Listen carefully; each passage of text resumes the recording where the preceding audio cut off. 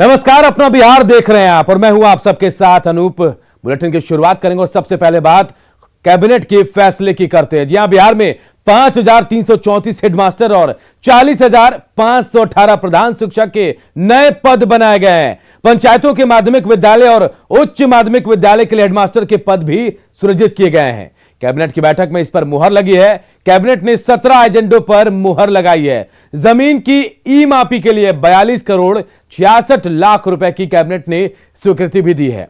38 जिलों के 534 ब्लॉक, 101 अनुमंडल और सभी 38 जिलों के लिए 711 आईपीएस मशीनें खरीदी जाएंगी।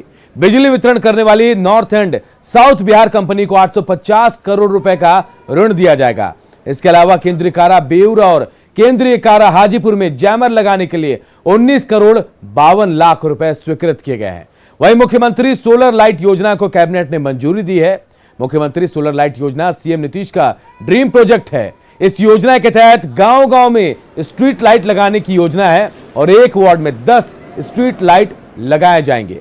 विधानसभा चुनाव में सीएम इन योजनाओं का जिक्र करते थे और लोगों से वोट की अपील भी करते थे और एक एक कर तमाम जो वादे सीएम ने किए थे उनको वो पूरा भी कर रहे हैं। तो कैबिनेट की बैठक में 17 एजेंडों पर मुहर लगी है। गांव-गांव में स्ट्रीट लाइट लगाने की योजना पर मुहर लग गई है। हर वार्ड में 10 स्ट्रीट सोलर लाइट लगाए जाएंगे। और बात बिहार पुलिस की, तो बिहार पुलिस लगातार निशाने पर है। बालू और शराब माफिया पुलिस टीम पर लगातार हमला कर रहे हैं। छपरा में बालू माफिया के हमले में 8 पुलिसकर्मी जख्मी हुए। पिछले कुछ दिनों की बात करें तो कई जगहों पर पुलिस टीम पर हमला हुआ है। माफिया और उनके गुर्गों पर प्रशासन की कार्रवाई का भी कोई असर नहीं हो रहा।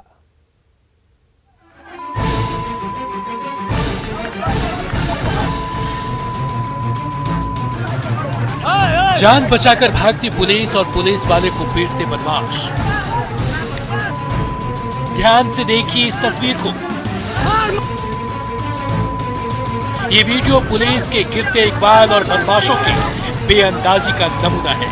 तस्वीरें छपरा के अवतार नगर थाना क्षेत्र की है। पुलिस वाले बालू माफिया पर कार्रवाई करने गए थे, लेकिन बेलगाम बालू माफियाओं ने पुलिस पर ही हमला कर दिया।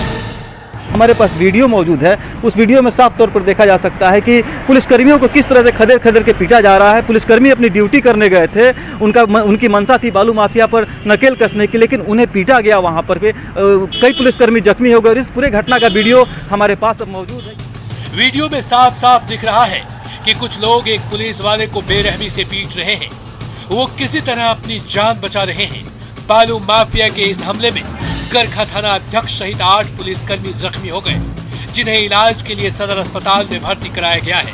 न्यूज़ 18 की टीम ने इस मामले को लेकर जिले के एसपी से संपर्क करने की कोशिश की।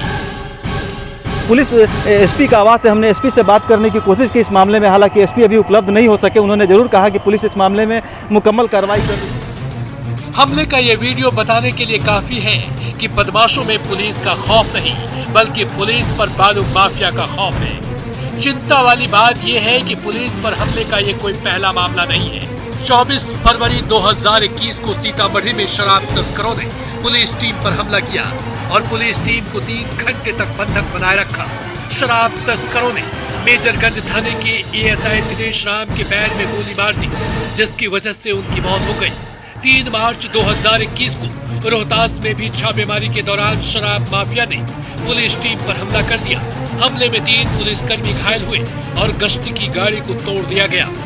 10 अप्रैल 2021 को किशनगंज के थानेदार अश्विनी कुमार की पीट कर हत्या कर दी गई। अश्विनी कुमार वाहन चोरी मामले में पश्चिम बंगाल रेड मारने गए थे। 22 अप्रैल 2021 को मोतिहारी के कोटवा में शराब तस्करों ने पुलिस टीम पर हमला कर दिया। हमले में थाना अध्यक्ष समेत 9 पुलिसकर्मी घायल हो गए। 5 सितंबर 2020 को पटना में शराब तस्कर को छुड़ाने के लिए पुलिस टीम पर हमला हुआ और एएसआई को खंभे से बांधकर लाठी डंडों से पीटा गया। छपरा सहित पुलिस पर हमला की ये घटनाएं बताने के लिए काफी है कि बदमाशों के मन में पुलिस का खौफ खत्म हो गया है और वो बेलगाम हो चुके हैं। न्यूज़ 18 के लिए छपरा से संतोष गुप्ता के साथ ब्यूरो रिपोर्ट।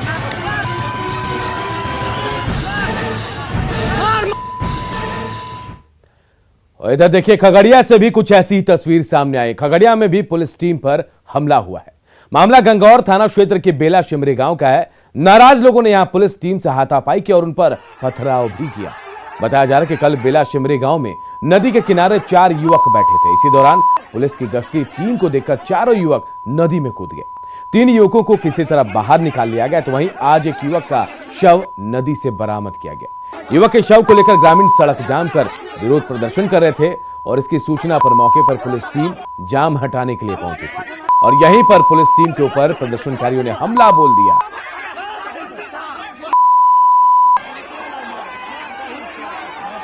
इधर आरजेडी में एक बार फिर पोस्टर वॉर छिड़ता दिख रहा है। आरजेडी के मिलन समारोह को लेकर लगाए गए पोस्टर में लालू राबड़ी समेत 7 बड़े नेताओं को जगह मिली, लेकिन तेज प्रताप जगह नहीं बना पाए। इसके बाद फिर से राजनीति गर्मा गई है।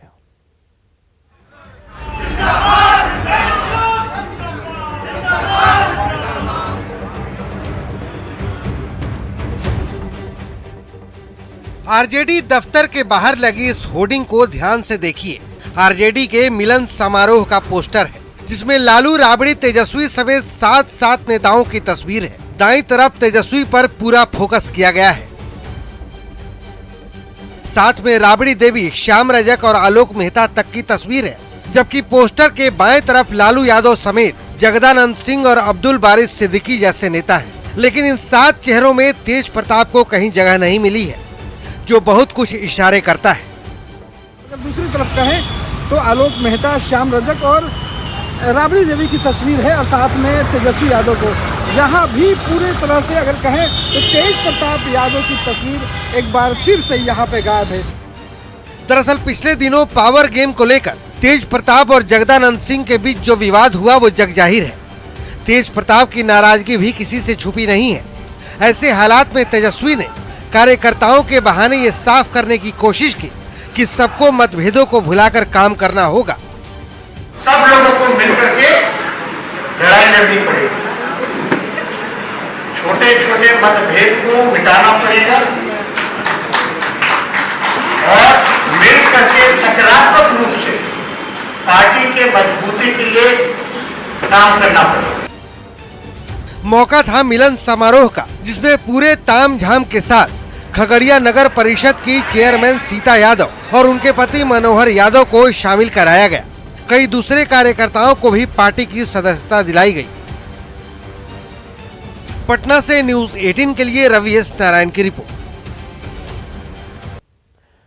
और आरजेडी से जुड़ी एक बड़ी खबर इस वक्त आ रही है। आरजेडी का 2 दिवसीय सम्मेलन जो है 21 और 22 सितंबर को होगा। यह सम्मेलन में अनुशासन का पाठ पढ़ाया जाएगा, ऐसा कहा जा रहा है। अनुशासन को लेकर आरजेडी सख्त है।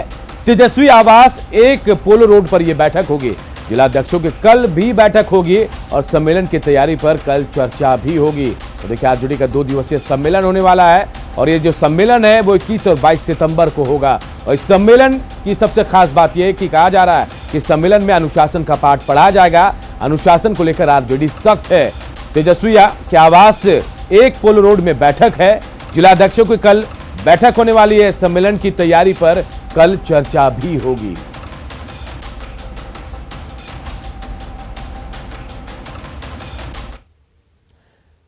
चड्डी बनियान पहनकर तेजस राजधानी एक्सप्रेस में सफर करने वाले जेडीयू विधायक गोपाल मंडल का सीसीटीवी फुटेज सामने आया है।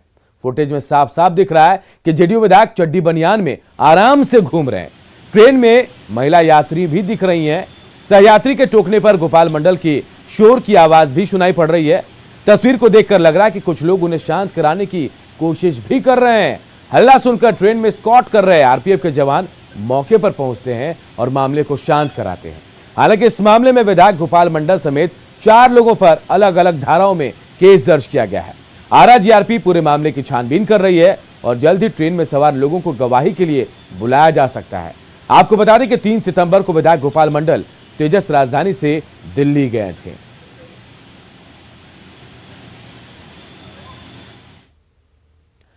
जमुई में एक मजार पर अंधविश्वास का खुला खेल चल रहा है। मानसिक तौर पर बीमार लोगों को बेड़ियों से जकड़कर यहां रखा जा रहा है। भूत प्रेत का साया बताकर इलाज का दावा किया जा रहा है। गरीब और कम पढ़े लिखे लोग झांसे में भी आ रहे हैं, लेकिन सवाल है कि अपना मतलब साधने के लिए दूसरे की जिंदगी से खिलवाड़ क्यों किया जा रहा है।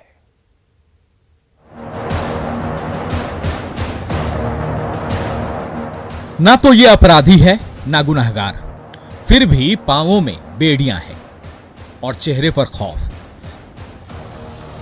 इलाज के नाम पर लाचार मरीज के साथ ज्यादती देखिए। इलाज यहाँ पर किस तरह से हो रहा है देख सकते हैं। यहाँ पर कि जंजीर और बेड़ियां लगाकर रखा गया है और यह स्थिति है कि यहाँ पर इस तरह से इलाज किया जा रहा है। अब देखा जा सकता है और कहा जा सकता है कि अंधविश्वास की जड़ें कितनी मजबूत है। तस्वीरें जमुई की है। सदर प्रखंड के समरथ गांव में इलाज के नाम पर अंधविश्वास का खुला खेल सालों से चलता आ रहा है। गांव के मजार पर मानसिक रोगियों पर भूत प्रेत का साया बताकर बेड़ियों में जकड़ दिया जाता है। यह केवल एकमात्र ऐसा मरीज नहीं है जो मानसिक बीमार है जिसका इलाज इस तरह से किया जा रहा है। हम तस्वीर और पीछे हम दिखाना चाहते हैं कि एक और शख्स है, उसमें के पैर में देख सकते हैं कि बेड़ियां लगी हुई है और ये भी मानसिक बीमार है। और अगर बगल में हम दिखाना चाहेंगे तो एक और शख्स है जो मानसिक बीमार है और उसके पैर में भी बेड़ियां लगाई गई हैं। कहने का मतलब कि बेड़ियां लगाकर जंजीरों में जगड़ कर यहाँ पर रखा जाता है वो इसलिए कि इनका स्वास्थ्य ठीक हो जाए। यहाँ पे शैतानी जो मसला है ना उसका इलाज होता है।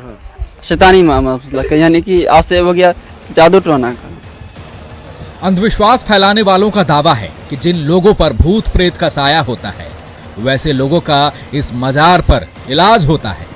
हालांकि सदर अस्पताल के अधीक्षक ने इसे अंधविश्वास बताया है। हमारे समाज में अभी भी जो मानसिक रूप से जो है न बीमार रहते हैं उनको लोग समझते हैं कि इसको भूत पकड़ लिया है या इस तरह का चीज़ सोचते हैं कि इस पर किसी का साया है। जंजीर बांध दीजिए पैर में या बेड़ी लगा दीजिए या हाथ बांध दीजिए या उसको जो है मूवमेंट को रिस्ट्रिक्ट कर दीजिए, तो इससे जो है बजाय फायदा के और नुकसान हो रहा है। सोचिए जरा, दुनिया चांद सितारों पर जा रही है, मंगल पर कॉलोनी बसाने की तैयारी चल रही है और जमुई में अंधविश्वास की इंतहा हो रही है। सवाल उठ रहा है कि इलाज के नाम पर ढोंग कब तक? इंसान को जंजीर में जकड़ने का हक किसने दिया? अपना मतलब साधने के लिए जिंदगी से खिलवाड़ क्यों? न्यूज़ 18 के लिए जमुई से केसी कुंदन की रिपोर्ट। नरकटियागंज में गाय तस्करी का खुलासा होने के बाद स्थानीय लोगों ने यहां जमकर हंगामा किया। इसका खुलासा तब हुआ जब शेरवा डखवा पुल के पास एक पिकअप वैन पलट गई। इसके बाद उस पर बैठे लोग वहां से फरार हो गए। स्थानीय लोग जब वहां पहुंचे तो पिकअप वैन में गाय दिखाई दी। इनमें से एक गाय की मौत भी हो गई थी। इसके बाद लोग यहां भड़क गए और शिकारपुर थाने को इसकी शिकायत दी। मौके पर पहुंचे बजरंग दल के कार्यकर्ताओं ने आरोप लगाया कि गायों को गोकशी के लिए लेकर जाया जा रहा था। जांच में पता चला कि रामनगर थाने की पुलिस पिकअप वैन का पीछा कर रही थी और भागने के दौरान ये पिकअप वैन पलट गई।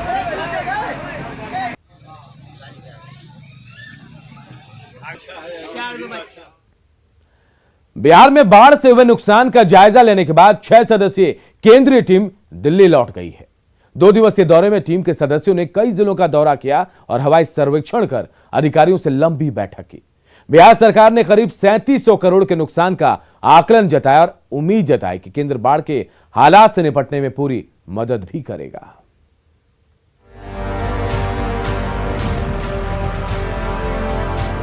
बिहार में बाढ़ से हुई क्षति का जायजा लेकर 6 सदस्यीय केंद्रीय टीम दिल्ली लौट चुकी है। सोमवार को केंद्रीय टीम के सदस्यों ने दरभंगा, मुजफ्फरपुर और समस्तीपुर जिलों का दौरा किया था। मंगलवार को केंद्रीय टीम ने भागलपुर जिले का दौरा कर हवाई सर्वेक्षण भी किया। जिले के सबसे बाढ़ प्रभावित नवगछिया पहुंचकर केंद्रीय टीम के अधिकारियों ने हालात का जायजा लिया। 6 सदस्यीय इस केंद्रीय टीम का नेतृत्व एम रामचंद्र और राकेश कुमार कर रहे थे। केंद्रीय टीम ने बाढ़ प्रभावित जिलों का हवाई सर्वेक्षण किया, साथ ही संबंधित विभाग के तमाम अधिकारियों के साथ बैठक भी की। इसके आधार पर ये टीम केंद्र सरकार को बिहार में बाढ़ से हुए नुकसान का ब्यौरा सौंपेगी। हालांकि केंद्रीय टीम के दौरे से बिहार सरकार को पूरी उम्मीद है कि बाढ़ की समस्या से निपटने में केंद्र बिहार की पूरी मदद करेगा। हमें पूरी उम्मीद है कि जो केंद्र सरकार द्वारा भेजी गई टीम है वो बाढ़ के कारण इस प्रदेश को हुए नुकसान का सही आकलन करेगी, सही रिपोर्ट केंद्र सरकार को देगी और उस आधार पर केंद्र सरकार सही मदद बिहार सरकार को देगी, ऐसी हम उम्मीद रखते हैं। बिहार के 13 जिले बाढ़ की चपेट में हैं। गंगा, गंडक, कोसी, बागमती सहित कई नदियां उफान पर हैं। बिहार सरकार ने करीब 3,700 करोड़ के नुकसान की आशंका जताई है। पिछले साल यानी 2020 में बाढ़ से 4,400 करोड़ की क्षति बिहार सरकार ने बताई थी, जबकि केंद्र सरकार से पिछली बार महज 400 करोड़ रुपए की ही मदद मिली थी। ऐसे में अब सभी की नजरें केंद्रीय टीम की रिपोर्ट पर टिकी हैं, क्योंकि टीम आकलन से जुड़ा जो भी ब्यौरा केंद्र सरकार को सौंपेगी, उसी के आधार पर बिहार सरकार को मदद मिलने वाली है। न्यूज़ 18 के लिए पटना से अमित कुमार और शैलेंद्र कुमार की रिपोर्ट। कोरोना की तीसरी लहर की आशंका के बीच बिहार के कई जिलों में तेजी से वायरल फीवर का प्रकोप बढ़ता जा रहा है। मुजफ्फरपुर समेत कुछ जिलों में वायरल बुखार से लोग पीड़ित हैं। बच्चों में तेजी से वायरल फीवर का केस बढ़ रहा है। अस्पतालों के बेड मरीजों से भरते जा रहे हैं। ऐसे में पूरे हालात पर प्रशासन और स्वास्थ्य महकमा नजर बनाए हुए है।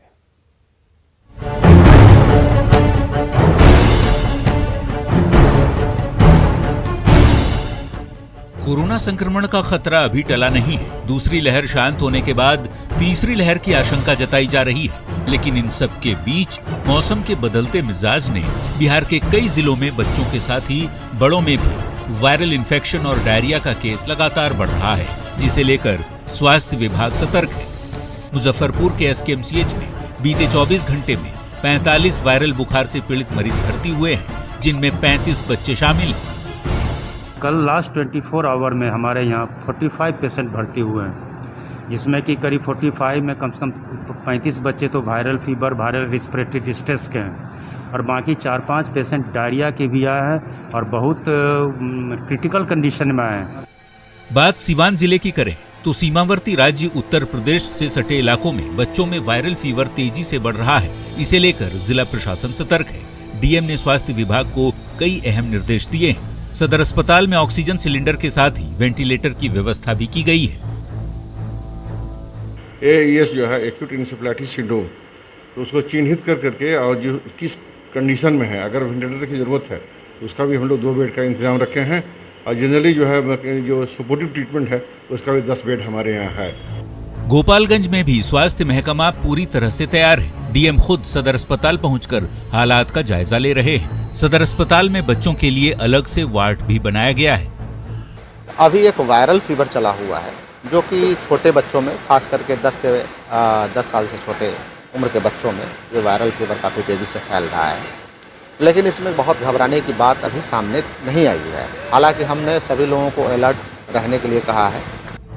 यूपी में लगातार बच्चों में फैल रहे बुखार को लेकर कैमूर स्वास्थ्य विभाग भी अलर्ट है।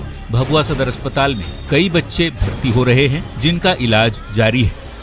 अगर आज का देखा जाए तो करीब 30-32 बच्चों का ओपीडी हुआ है, जिसमें से 2 या 3 बच्चे थोड़ा ये गंभीर थे, जिनको भर्ती करके इलाज किया गया है। जाहिर तौर पर वायरल फीवर से अभी बचने की जरूरत है, क्योंकि संक्रमण के खतरे के बीच यदि लोग बीमार होंगे तो कोरोना का खतरा भी बढ़ सकता है। वैसे इससे बचने की कोशिश जरूर की जानी चाहिए। मसलन बार बार पानी में भीगने से बचना चाहिए, बुखार पीड़ित व्यक्ति के संपर्क में आने से बचना चाहिए, मास्क और सोशल डिस्टेंस का ख्याल रखना चाहिए। साथ ही लक्षण दिखने पर डॉक्टर से तुरंत संपर्क भी करना चाहिए। न्यूज़ 18 के लिए कैमूर से प्रमोद, गोपालगंज से मुकेश, सिवान से मृत्युंजय और मुजफ्फरपुर से सुधीर कुमार के साथ ब्यूरो रिपोर्ट।